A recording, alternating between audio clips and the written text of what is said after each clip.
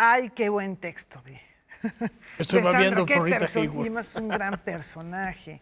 Revela ahí una serie de cosas que uno nunca se imaginaría y que, bueno, pues cuando se llega a ser una estrella de esas dimensiones, quizá uno pensaría que son muy felices, pero...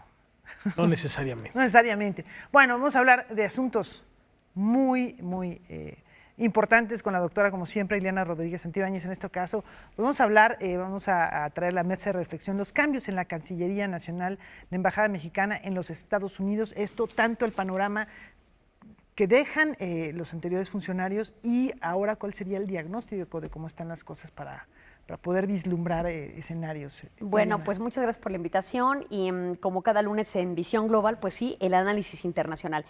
Y lo que estamos observando son un nombramiento ya en firme y una posible aprobación por parte del Senado respecto al candidato a embajador, que es precisamente Miguel Bazáñez, que encontramos anteriormente una Secretaría de Relaciones Exteriores dirigida por un abogado economista como Mit Juribreña, que es el que la dirigió y que ya tenía otras posiciones como secretarios en el sexenio anterior y luego, por supuesto, en este otro. Sí tiene una tendencia y sus redes son en ámbitos preponderantemente económicos. De hecho, podemos observar cómo las visitas que ha realizado o realizó durante los casi 3 años de gobierno del Ejecutivo actual, Enrique Peña Nieto, tenían la tendencia a fincar mucha mayor oportunidad de comercio con distintas naciones, ¿no? La visita a la Unión Europea, la visita ahora de Bachelet, acentuada por el aspecto económico, sin desdeñar lo cultural. Sin embargo, sí hay una connotación de la Secretaría de Relaciones Exteriores bajo el periodo de Mit como un ente económico preponderantemente. Ahora lo que vamos a ver es un tránsito al fomento del turismo. ¿Y por qué lo concibo con esta naturaleza? No solo dada la experiencia de Claudia Ruiz Massieu, que viene de la Secretaría de Turismo, sino porque ahora con la depreciación del peso frente al dólar, algo que se quiere catapultar, y lo dijo el Ejecutivo, es detonar el sector de servicios en turismo. Y entonces me parece que por eso es el tránsito de Claudia Ruiz Massieu hacia la Cancillería. Hay que ver si se rodea del equipo correcto que le pueda dar este andamiaje robusto para acompañarla, porque hay que decirlo, la experiencia de Claudia Ruiz Massieu en temas diplomáticos propios de la Cancillería no es muy fuerte, ¿no? Entonces tendrá que tener un equipo muy importante, pero hay que destacar que es una mujer, la tercera mujer en diferentes sexenios que ya llega a ocupar esta privilegiada posición de secretaria de Relaciones Exteriores. Tuvimos en la época de Ernesto Zedillo Ponce de León a la entonces canciller Rosario Green, que tiene una magnífica obra que se llama La Canciller, donde ella cuenta todas sus anécdotas y lo que pasó por esa secretaría mientras ella la condujo. Luego en el sexenio de Calderón a Patricia Espinosa, que es un poco desdibujada por la preponderancia del entonces embajador en Estados Unidos, Arturo Sarucán, que le reportaba directamente al entonces presidente Calderón. Es decir,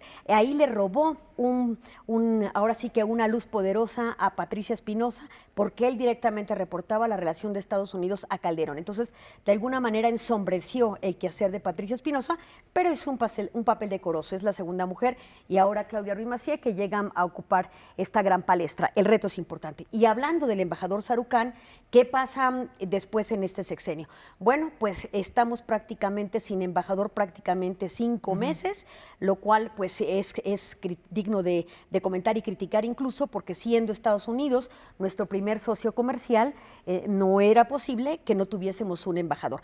Pero también hay que entender los tiempos. A mí me parece que el Ejecutivo no se precipita en el nombramiento del embajador, porque finalmente hay que reconocer que el mandato de Barack Obama está feneciendo o está terminando. A Barack Obama prácticamente solo tiene 2016 hasta noviembre, cuando serán las elecciones presidenciales, y en 1917, el 18 de noviembre del 2017 ya tendremos un nuevo presidente de los Estados Unidos. Y en ese sentido los tiempos son aciagos si consideramos que los republicanos están siendo muy fuertes en la candidatura a la presidencia de los Estados Unidos. Me parece que México está tomando una posición de cautela para ver a quién nombra que pueda ser un interlocutor que medie en esta posible nueva relación, sea con los demócratas o con los republicanos. Y aquí vengo a la parte de Miguel Bazáñez, un candidato ya prácticamente seleccionado por el Ejecutivo, nombrado por el Ejecutivo, que tiene que pasar por la aprobación del Senado.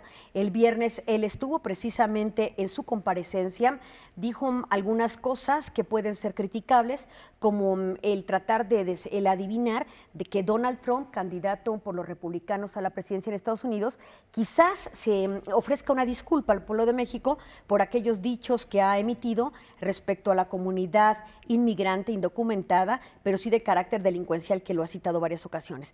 Pero vamos, yo no creo que Donald Trump vaya a ofrecer disculpas a este país, siendo que esto es lo que más le ha capitalizado simpatizantes en los Estados Unidos. Esto es increíble, pero eso está ocurriendo. Y entonces hay que ver qué hace. Hay que señalar un poco el background o el antecedente académico de Miguel Bazáñez. ¿Quién es Miguel Bazáñez? Fundamentalmente es un académico que ha impartido clases, egresado de la UNAM Derecho, con una maestría en Administración Pública por la Universidad de Warwick en el Reino Unido, y que ha trabajado en instituciones como la UNAM, como la Universidad Autónoma del Estado de México y algunas otras universidades de carácter privado. Ha escrito varias obras en materia de valores en el mundo, ha hecho un análisis respecto a los valores en Estados Unidos, y quizás esta cercanía es la que le permita tener esta posición en Estados Unidos. No ha tenido posiciones diplomáticas, ni siquiera de funcionario internacional, pero bueno, es un académico con una trayectoria importante, y me imagino que también será acompañado por un equipo robusto en tanto se da el cambio de la presidencia en los Estados Unidos. Lo importante ya es que haya alguien al frente de esta embajada. Esto es interesante también señalando, bueno, nos quedamos, ya estaba prácticamente aprobado o propuesto por el Ejecutivo, fue una bancada de los senadores que dijeron vamos a suspenderlo. Se supone que todavía en estos días lo iban a estar analizando si se iba o no.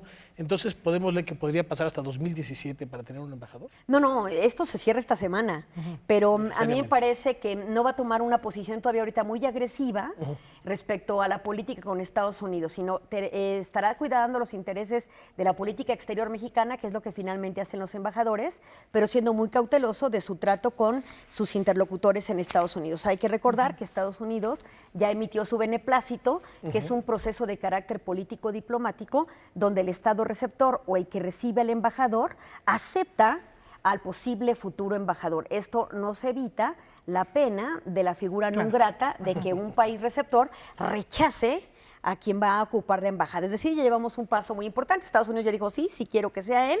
Ahora falta que el Senado, específicamente la bancada panista, que es la que falta por aceptar y finalmente aprobar al candidato que el Ejecutivo ha propuesto. La agenda pendiente, migratoria, la agenda pendiente, materia de seguridad y, por supuesto, el intercambio comercial y el cultural a partir de la cuestión de las becas educativas que el propio Barack Obama y el Ejecutivo o presidente Enrique Peña Nieto han propuesto en diferentes reuniones que se han tenido.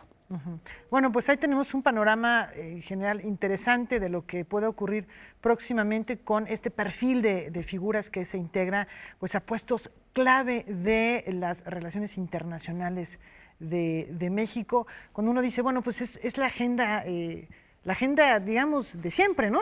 Al final de cuentas, migración. Es que gran parte de la agenda nosotros no la marcamos, la marca Estados Unidos. O sea, a nosotros nos debe preocupar Estados Unidos y las posiciones que asuman. Yo no creo que a los estadounidenses o a los órganos políticos de Estados Unidos les preocupe tanto a quién nombramos. Nosotros vivimos más preocupados de que nos den una cita, de que nos tomen la llamada, de que se nos invite a dialogar, más que ellos esperar de nosotros algo. Los interesados realmente en esta relación siempre hemos sido nosotros.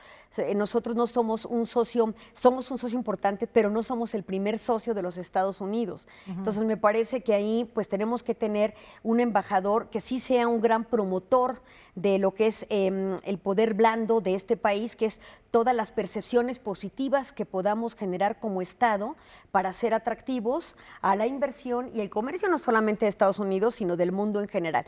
Eso es lo que hace un embajador. Al final del día, vende perfectamente al país para ser atractivo de inversiones, porque finalmente la defensa de los nacionales, de tete a tete o de frente a frente, la realizan los consulados o los cónsules. El embajador podrá presionar para ciertas medidas, pero el que toma las decisiones, por ejemplo, en política de inmigrantes, es Estados Unidos. La acción ejecutiva de Barack Obama, donde iba a regularizar cerca de 5 millones de ciudadanos sin documentos en los Estados Unidos, tiene que ver con que está suspendida porque un juez de Texas, de apellido Hannon, pidió la suspensión de la misma y en este momento no está resuelta. Yo de verdad dudo que esto pueda ocurrir antes de que Barack Obama salga. Ileana, finalmente me surge la duda, ¿qué es lo que ha ocurrido en todo este tiempo con los cónsules de México en los Estados Unidos?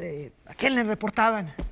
No, bueno, los cónsules finalmente se rigen por un cónsul general que cumple una función de decano. Que abarca no solamente un estado, sino una zona. Los cónsules de una zona le reportan al cónsul decano, que cumple la figura del decanato, que es finalmente el cónsul con mayor antigüedad dentro del servicio exterior mexicano. A él le reportan y él finalmente lo hace a través de la propia Cancillería. El flujo de información y la comunicación se presenta, recordemos que en el ámbito de las relaciones internacionales, los órganos principales son el presidente, luego el canciller y luego como órganos secundarios son precisamente todos los agentes diplomáticos como los embajadores y los cónsules y por supuesto todos los que describa la propia Ley de Servicio Exterior Mexicana y por supuesto la Convención de Viena de Relaciones Diplomáticas y la de Relaciones Consulares. ¿No? Es todo un andamiaje importante en el que México se haya inmerso y que nos hablan de estas funciones. No hay incomunicación en ningún momento, pero sí el nivel de comunicación entre México y Estados Unidos disminuye al no haber un embajador. Sí, un interlocutor que sea del nivel pues que corresponde. Es correcto. Y en un mundo cada vez más globalizado y que más interconectado, bueno, va a ser Y luego también algo fundamental. interesante va a ser, si nombran a Roberta Jacobson como embajadora de Estados Unidos ante México, bueno, esta mujer fue la representante de relaciones hemisféricas en América Latina y la que hizo posible que Estados Unidos tuviera nuevamente relaciones con Cuba. Entonces, es una mujer de altísimo nivel y veremos esta relación ahora con el nuevo posible embajador Miguel Bazáñez de México ante Estados Unidos. Pues muchísimas gracias, Ileana. Como siempre, un gusto. La próxima semana.